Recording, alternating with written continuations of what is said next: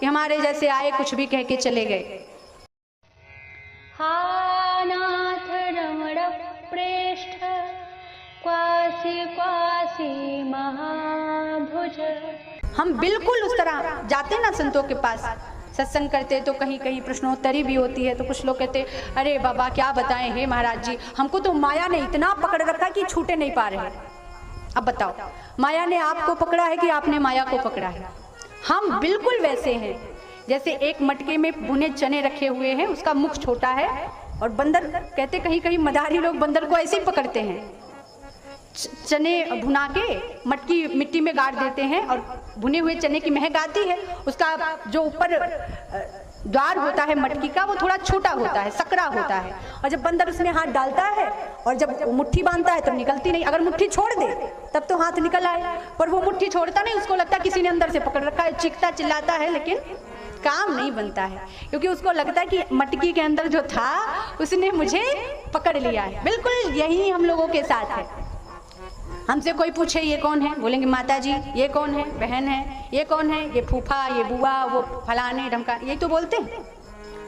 अगर अचानक कोई पूछ दे मंदिर में तुमसे, वो यज्ञशाला में लक्ष्मी नारायण भगवान विराजमान है, तुमसे पूछ दे ये कौन है, क्या कहोगे? भगवान है। और फिर भगवान की कैसी सेवा होती है, 4 मिश्री रख दी, थोड़ा सा मुनुक्का छुहारा रख दिया, बस जय हो भगवान जी महाराज, हे ठाकुर जी, हे प्रभु जी, मेरे बाल बच्चे, मेरे ये मेरे वो सब प्रसन्न रहे। अगर आपसे पूछा जाए कि भगवान से तुम्हारा क्या रिश्ता है तो क्या कहोगे? कभी किसी ने सोचा है? हम आपसे प्रश्न कर रहे हैं, कभी किसी ने सोचा है? मानो आप ऐसा, वैसे हो भी सकता है भाई, भगवान तो करुणामय है, कभी भी कुछ भी कर सकते हैं, उनके ऊपर कोई नियम नहीं है। अगर अचानक से प्रकट हो जाएं और तुमसे कहें कि बताओ हम तुम्हारे कौन हैं, तो क्या बोलोगे? क्या बोलोगे? क्या बोलेंगे बताओ? अगर भगवान प्रकट हो जाएं आपके सामने और पूछे आपसे हमारा क्या रिश्ता है, तो क्या कहेंगे? प्रेम का रिश्ता है, प्रेम का रिश्ता है ना। और इन सबसे नफरत के कारण आए हैं? नहीं, ये सभी प्रेम के कारण ही है। देख लिया, ये है। आप में और भगवान में फिर विशेष क्या रह गया? इनमें और भगवान में विशेषता क्या रह गई? ये भी प्रेम के पात्र हैं, वो भी प्रेम के पात्र हैं। कुछ विशेष होना चाहिए, विशेष कृपा प्राप्त करने के लिए कुछ विशेष होना चाहिए कि नहीं? इनमें से कितने लोग ऐसे हैं जिनके आगे भगवान प्रकट हो जाएं और कहें बताओ हमारा तुम्हारा क्या रिश्ता है, तो क्या कहोगे? तुम भगवान हो और हम कौन है? आधे लोग तो कहो ये भी ना बोल पाए, पता नहीं कहां से तुम चले आए, कौन तुमको बुलाया था। क्योंकि भगवान ऐसे थोड़े ना आते हैं, भगवान पहले तुम्हारे खिलौने तोड़ेंगे। कौन से खिलौने? ये जो तुम्हारे माँ पुत्री पुत्र, तो ये वो, ये सब खिलौने हैं, हम लोगों को दिए गए हैं खेलने के लिए। जो भगवान की शरण में कोई जाता है तो भगवान क्या करते हैं? सबसे पहले एक हमारे श्री कृष्ण भगवान ही ऐसे हैं जो ताल ठोक कर कहते हैं कि तुम मेरे पास आओ, मैं तुम्हारा सब कुछ हरण कर लूंगा। अब इसका मतलब ये नहीं कि तुम लोग कहो कि अरे उनके पास तो जाना ही नहीं चाहिए, वो सब हरण कर लेंगे, ऐसी बात नहीं। हरण मतलब मैं तुम्हारे समस्त कष्टों का हरण कर लूंगा। कष्ट कौन है? माया। हमें जो दिखता है वो है नहीं, और जो है वो दिखता नहीं है। माया का कार्य क्या है? हमारे आगे पर्दा डालना। ये ऐसा पर्दा डालती महाराज बड़े बड़े गिर पड़ते हैं। और क्यों ना गिर पड़े? साक्षात भगवती स्वरूपा है, भगवान की शक्ति है, कोई सामान्य चीज थोड़ी ना है। माया बड़ी प्रबल होती है, कब किसको धराशाही कर दे भगवान ही जाने। तो कहने का अर्थ है कि भगवान से एक कोई रिश्ता जोड़ लो। इस पर आगे हम विस्तृत चर्चा करेंगे, पर आज पहले थोड़ा सा महात्मा श्रवण कर लें। इस पर थोड़ी चर्चा होना आवश्यक है, क्योंकि ये कोई ऐसा थोड़ी ना कि हम कह रहे हैं और आप सुन रहे हैं, 7 दिन पूरे हो गए, फिर आप अपने घर हम अपने घर।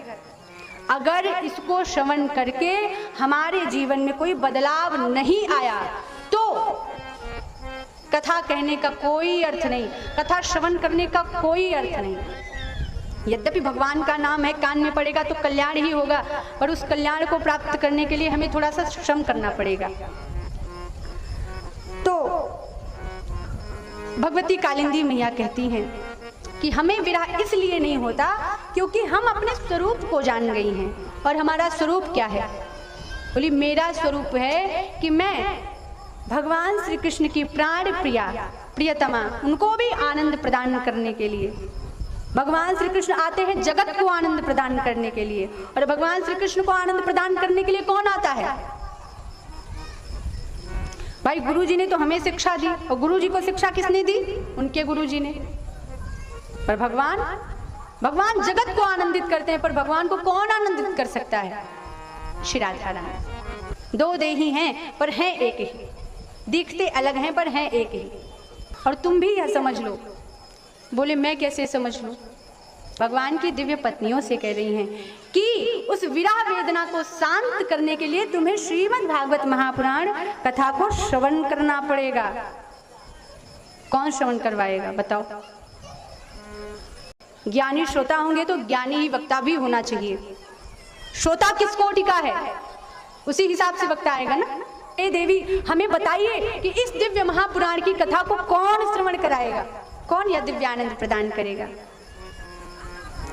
तो भगवती यमुना मैया कहती हैं कि यह आनंद प्रदान तुम्हें केवल उद्धव जी महाराज कर सकते हैं। कौन कर सकता है? केवल उद्धव जी महाराज। उनके पत्नियों ने पूछा कि भाई हम कहाँ जाएं उद्धव महाराज को ढूंढने, कैसे आएंगे, वो कैसे प्रकट होंगे? तो भगवती यमुना मैया कहती हैं कि वो ऐसे प्रकट होंगे। कैसे? बोले उसके लिए तुम्हें पुकार करनी पड़ेगी, संकीर्तन करना पड़ेगा। दूर कहीं कोई भक्त एकांत में बैठा हो और नाम संकीर्तन चल रहा हो तो उसको रहा नहीं जाएगा, वो आएगा जरूर। इसलिए यदि भक्तों के हृदय को देखना है, यदि किसी रसिक का संग चाहिए तो तुम्हें संकीर्तन करना होगा। ये हम आपको बता रहे हैं। यदि जीवन में इच्छा है कि हमें किसी रसिक का संग मिले, हमें किसी संत का संग मिले, तो उसके लिए पुकार करनी पड़ेगी। पुकार में बड़ी ताकत है, बड़ा सामर्थ्य है। ये तो भगवान को भी प्रकट करने वाली है। अब तो उन दिव्य श्री यमुना मैया के किनारे नाम संकीर्तन प्रारंभ हुआ। जय जय श्यामा, जय जय श्याम, जय जय श्यामा, जय जय श्याम, जय जय श्री वृंदावन धाम। ताली ना बजाए तो भी चलेगा, पर आवाज सबके हृदय से निकलनी चाहिए। सभी लोग बोले हमारे साथ, जय जय श्यामा, जय श्यामा। माइक से ना बोले, इनकी आवाज आने दें। जय जय श्यामा,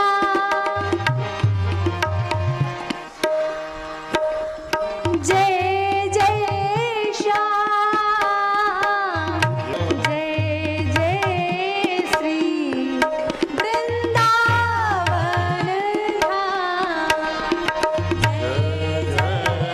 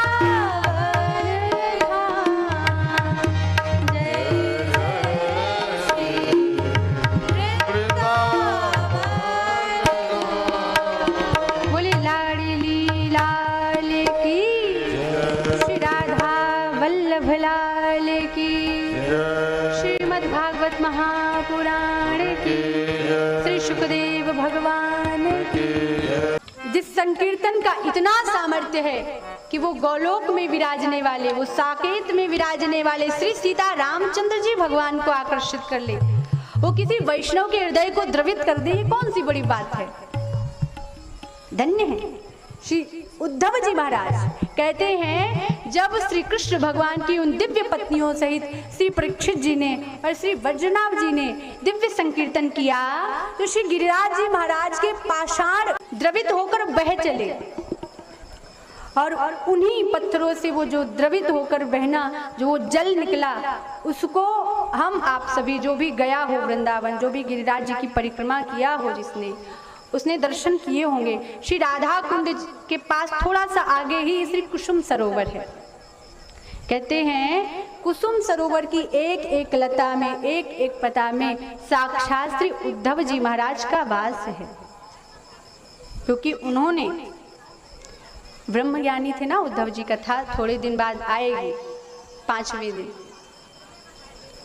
इनको, ये ब्रह्मज्ञानी थे, इनको भगवान ने प्रेम प्राप्त करने के लिए व्रज की ओर भेजा था, अपनी प्राण प्रिय श्री गोपियों के समक्ष भेजा था, जहां जाकर इस ब्रह्मज्ञानी में प्रेम का आविर्भाव हुआ।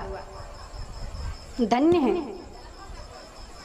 हमने गुरुदेव से सुना है, श्रवण किया है कि धर्म सम्राट करपात्री जी महाराज जब वृंदावन पधारते थे, उस समय उनकी एम्बेसडर गाड़ी दूर ही खड़ी हो जाती थी। नंगे पांव किसी ब्रह्मचारी को लेकर वो कुसुम सरोवर पर जाकर वहां की एक एक लता को साष्टांग प्रणाम करते थे और रुदन कर कर कहते थे, धन्य है श्री उद्धव जी महाराज, वह परम ब्रह्मज्ञानी धन्य है जिसने श्री श्यामा श्याम की उस निकुंज लीला का दर्शन करने के लिए इस ब्रजमंडल में लता पता हो जाना भी स्वीकार कर लिया। और केवल स्वीकार ही नहीं, उन्होंने किशोरी जी से, राधा रानी से प्रणाम करके यही आशीष मांगा कि हे श्यामा जी, हे श्री राधा रानी, आप कृपा करके मुझे श्री वृंदावन में कोई लता पता औषधि कुल बना दे। आशा महो चरण रेणु जुषामहं श्याम वृंदावनेपि किमपि गुल्मलतौषधीनां यादुस्तजं सजन मारे पथम चहित्वा भेजुरु मुकुंद पदवी श्रुतभिर्विमृग्याम्। आशा महो चरण रेणु जुषामहं श्याम वृंदावनेपि किमपि गुल्मलतौषधीनां। हे किशोरी, हे प्यारी जू, हे श्यामा जू, मुझ अज्ञानी को इस वृंदावन का कोई रज, इस वृंदावन का कोई कण, इस वृंदावन की कोई लता, इस वृंदावन का मृग औषधि कुछ भी बना दें, पर कृपा करके मुझे वृंदावन से बाहर ना भेजें। हमारे वृंदावन के रसिक जी कहते हैं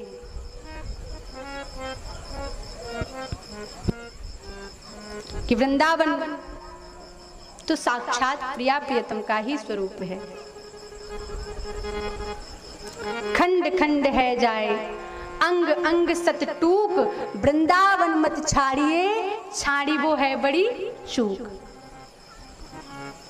श्री उद्धव जी महाराज, और जब वहां से 7 महीने के बाद वो लौट कर भगवान श्री कृष्ण के पास जाते हैं, तो उन दिव्य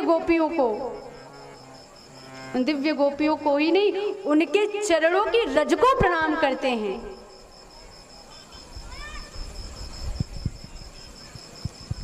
इतना प्रेम उनको प्राप्त हो गया गोपियों की कृपा से। तो जब उद्धव जी महाराज प्रकट हुए तो उन्होंने 1 सप्ताह नहीं, 1 महीने तक कथा श्रवण कराने का संकल्प लिया। कथा प्रारंभ हो गई और इस धराधाम पर सर्वप्रथम यदि कथा कहीं हुई है तो वो हुई है श्री वृंदावन। अभी तक तो हम लोग यही जानते हैं, आप लोग भी शायद यही जानते हो कि श्रीमद् भागवत महापुराण जो है सबसे पहले शुक तीर्थ में हुई, गंगा जी के किनारे श्रवण कराया श्री शुक भगवान जी ने परीक्षित जी को, पर ऐसा नहीं है। इस धराधाम पर सबसे प्रथम कथा श्री उद्धव जी महाराज की हुई है और वह कथा हुई है श्री वृंदावन में गिरिराज जी के कुसुम सरोवर पर। हा नाथ रमण प्रेष्ठ क्वासी क्वासी महा